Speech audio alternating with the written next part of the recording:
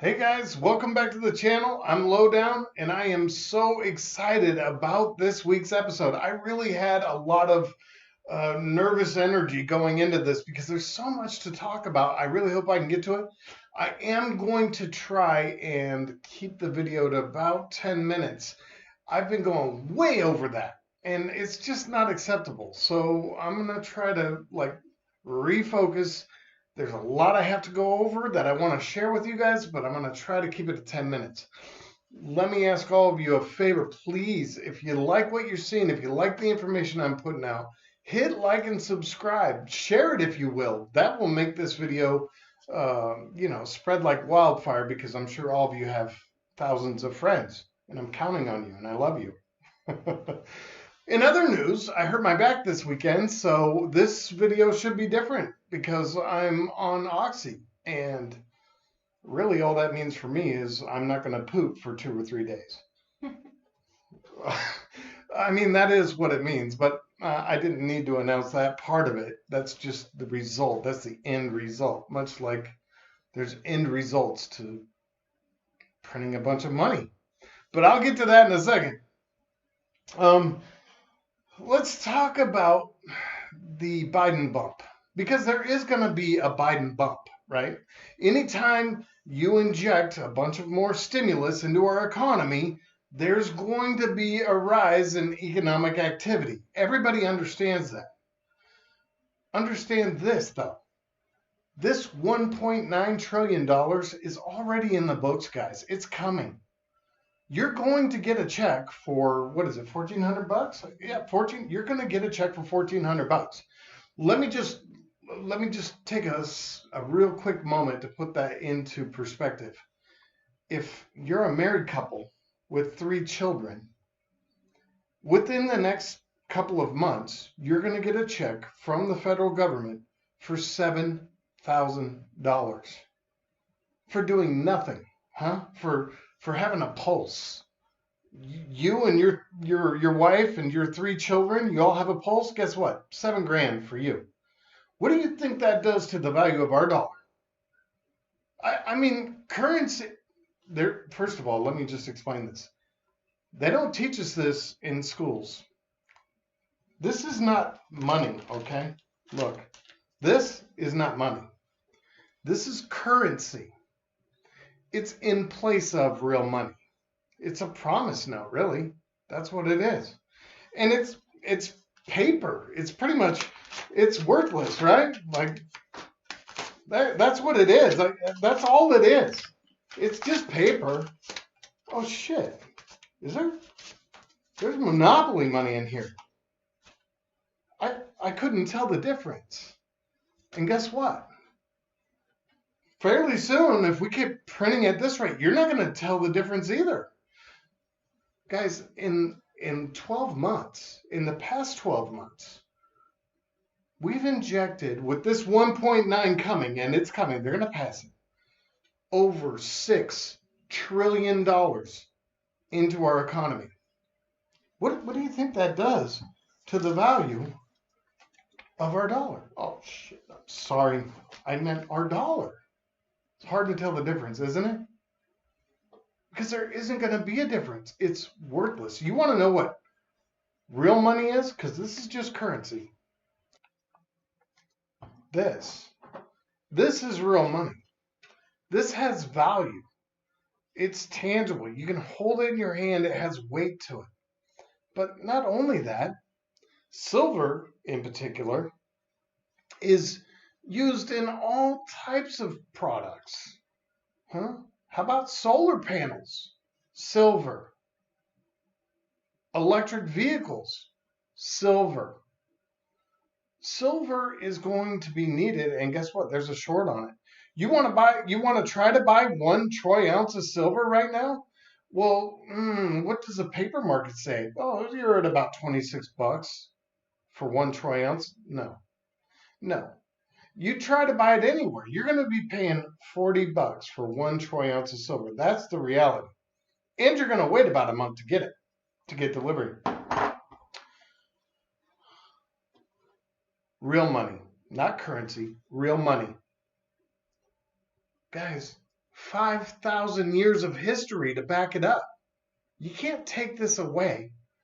There can't be, like the power goes out and all of a sudden I don't have any money. No, this remains. Gold always remains, and it will. It will remain throughout this what do they call it? The Great Reset. So what do you do? What do you do when the government just sends you free money? Huh? Because it's not real money. The government is sending you real currency. The government is sending you a promise note. That's only as good as your confidence in it, because that's all fiat currencies are good for. They're only as good for as long as the population has faith or confidence in the currency. And after that confidence has been destroyed, after you've printed too much money, that $1,400 they're about to send you is absolutely worthless. So this channel is not financial advice, but I can tell you, I implore all of you to do one thing. Plan on the government sending you no money. Act like that $1,400 isn't even coming. It is coming, but act like it's not. And when it does come, you make the choice. You take that currency and you exchange it for real money, something that will retain its value regardless of inflation. That's my recommendation. Forget that. You don't need the couch. You don't need the 75-inch flat screen. It's time to get real about where we're going. There's going to be an economic crunch like we've never seen before. You want to know what I find extremely irritating?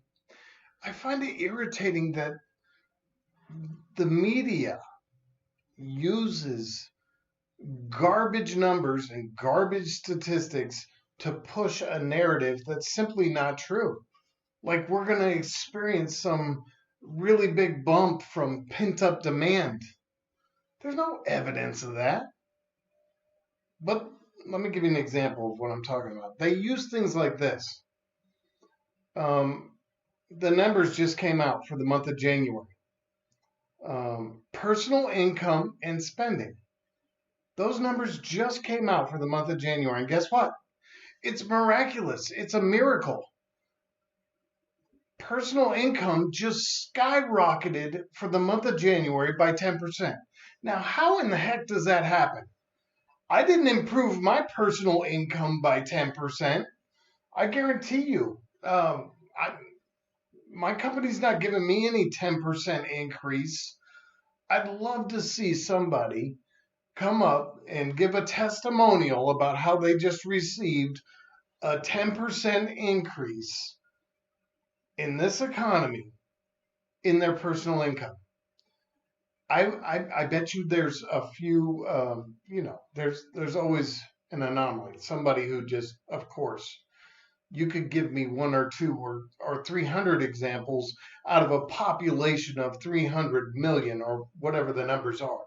But for the most part, nobody is experiencing a 10% increase in personal income in 1 month. It does not happen. So I looked further into it, and guess what? I was right. It's all BS. So for the month of January, you want to guess what happened? Nope, you're wrong. That guess was wrong, but I appreciate your participation. Here's what happened. Stimulus checks hit mailboxes in the month of January. Well, that'll increase your personal income real quick, won't it? In fact, if you disregard stimulus checks, okay, and you disregard other transfer of payments like, unemployment, and you disregard welfare, you know what happens? Take those three out of the equation, and guess what? Personal income actually declined in the month of January. But they don't tell you that. It's like, oh my gosh, it's miraculous. It's a miracle. Did I do that right, babe? Is it left, right, or is it right, left? I always get confused there. I'm not sure. But it is not a miracle. It's a lie. Okay? Forget about personal income increasing by 10%. It certainly did not. So now, where do we go from here? There's a bunch of people believe that there's pent up demand, and as soon as we all get vaccinated, people are just going to rush back to their old habits, their old routines, and this economy is just going to come booming back. But let me make. I'm not going to even put them up on the screen as far as like Googling it for you. You can Google it yourself. Here's a couple facts. Pre-health crisis, before this health crisis, our economy was service-based. In fact, 70% of our GDP was all based on service. So in other words, to put that in perspective, 70% of the time, we walk around wiping each other's butts. That's what we do, and we pay each other. You wipe mine? Okay, now I'll wipe yours over here. And that makes up 70% of our gross domestic product. Can you believe that? Why? It's a dang shame. We don't produce anything. We're not manufacturing anything, hardly. The other administration was supposed to change that, not to get into politics. This channel will remain apolitical, but it didn't change at all. The trade deficit didn't decrease under the previous administration. It's not going to decrease under this current administration either. It's going to increase. It increased under the past administration. In fact, as a side note, I wrote this little note down. It's remarkable. Merchandise numbers.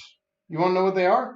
The merchandise deficit for January is the second largest ever recorded in our history at $83.7 billion. $83.7 billion deficit. We don't make anything.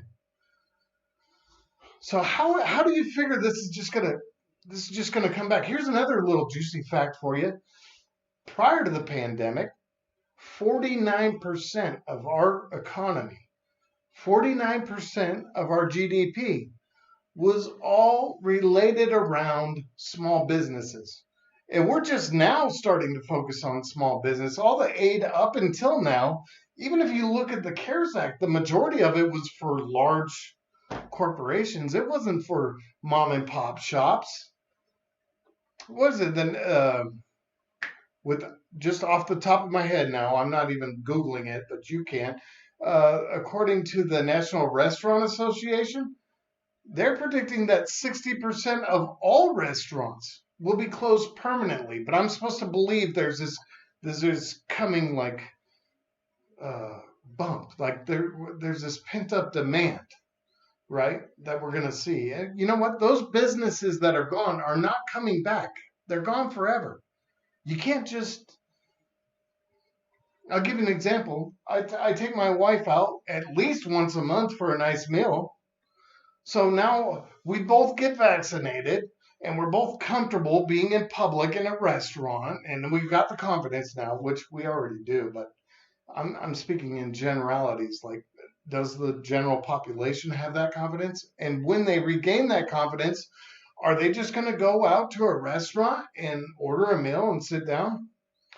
Well, if it's pent up demand, well, they've been gone for 11 months, that couple. That husband hasn't got his wife that special meal, that date night, for 11 months. So if there's that pent up demand, are they going to order 11 entrees? No, that money's lost forever. You understand that? And so all this pent up demand is really kind of BS. But that's not to say that it hasn't long been a consideration in economics. In fact, let me just show you something real quick. if I can figure out how to navigate it, which I doubt that I can because I'm still at a loss with some of this. So consumers have already gorged themselves. This is on Market Watch, kids. Consumers have already gorged themselves on durable goods, such as TVs. Look at this cat. What's he got? He's got a 75-inch. Hell yeah. In fact, I think he has two of them there. Anyways, up above, you see, don't expect an economic boom because there's little pent up consumer demand. And why is that? That's because people who already have money, they don't go spend it like this. They invest it. You know who spends it like this on silly Chinese products? Excuse me, a little bit of oxycodone coming back up. You know who spends money on Chinese products like this? People who are at the middle to lower class income levels. That's who's spending that money right away. I mean, kids, I'm begging you. Don't believe that there's gonna be some huge, you know, pent up economic demand. There's not. These people spend the money as quick as they get it. Hopefully you spend the money as quick as you get it too. But you don't spend the money. You recognize that it's currency and you exchange that $1,400 of currency the government just sent you for real money, like silver and gold, right? And the last thing I want to touch on, the market this week was crazy. I'm not even invested in the market, and I was sitting on the edge of my seat. I mean, like, wow, it's like the stock market is dancing on the edge of a knife. Oh, it goes down 500 points. Is this going to be the moment? Is this going to be the time? Nope. Oh, back up to 400. Like, what's going to happen tomorrow morning? Like, I was on the edge of my seat. I wanted to know. Clearly, the stock market is showing signs that it is unstable. And anybody that would refute that claim is out of touch with what's happening because unstable really defines what happened last week in the market. I don't even know, is tomorrow going to be a bloodbath? Monday? Monday morning is tomorrow morning going to be a bloodbath in the market? There's a chance. And all this expectation of rising inflation. Now grumblings of yield curve control. Why are there grumblings of yield curve control? Because they're going to have to. They're going to have to. But it's easy to talk about yield curve control, but it's a really hard thing to understand. Hell, I don't even understand it myself. I understand this much. That means that you're going to have to create bank reserves at some point. And what does that do to the commercial banking system? I have no idea. There's going to be a cause and effect to it, though. Huh? What does that do to the repo market? What does that do to the stock market? What does that do to the short end of the curve? I don't know. I don't know these answers, but I know this. It's a scary proposition. We're in, God, I hate the word unprecedented. I don't want to say unprecedented. We're in uncharted territory at this point. So, in closing, and I know I ran over my 10 minutes, guys. I'm so sorry. Like, this is what I do. I always talk. You would think I was from the East Coast because I just go on and on, huh? Um, I want all of you to do what's best for you and your families. If you've bothered to watch this silly video this far, I would encourage all of you to forget about that $1,400 that is coming to your bank account and act like it's not coming and take that currency and turn it into real money and just put it to the side. Forget about it. That's one thing you can do to prepare. maybe take this week, go buy some water, buy some food, do something to prepare this week for the inevitable. Um, like and subscribe. I love you guys so much. I hope you take care. I hope you enjoyed the video, even though it was probably 15, 16 minutes long. I don't even know what it was. But that's all I got for this week.